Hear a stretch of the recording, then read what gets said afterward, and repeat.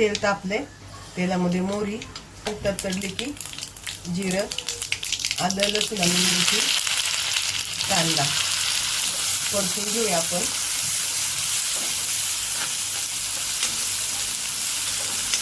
आता इथं कांदा परतलाय, आपण गॅस बारीक करूया.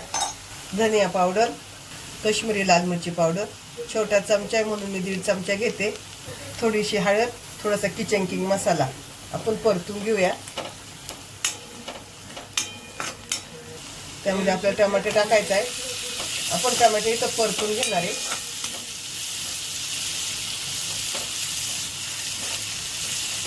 टमाटे लवकर परतावा म्हणून मीठ टाकते. आपण टमाटे इथे छान परतून घेऊ. आपले टमॅटो परतून झाले, त्यामध्ये थोडंसं गरम पाणी ओतूया. अगदी थोडंसं अर्धा कप आणि 2 मिनिटासाठी झाकण ठेवून घेऊ. 2 मिनिटं झाले, आपण झाकण काढूया. तेल सुटले छान आपल्या मसाल्याला. तर मी थोडेसे बटाटे टाकते आणि याच्यात स्मॅश करून घेते. बटाटे स्मॅश केल्यामुळे आपला रस्सा घट्ट होणार. त्यामध्ये उकडलेले बटाटे टाकूया, मिक्स करून घेऊ.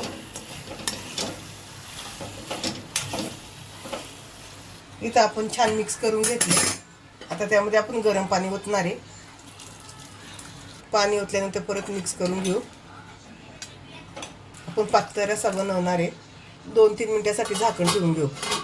2 ते 3 मिनिटं झालेत आपले. आपण झाकण काढूया. आपली भाजी तयार झाली शिजून. वाटण न टाकता उकडलेल्या बटाट्याची रस्सा भाजी. रस्सा पण आपला घट्ट झालाय. आपण गॅस बंद करूया. तुमच्याकडे कोथिंबीर असेल तर वरून कोथिंबीर टाका.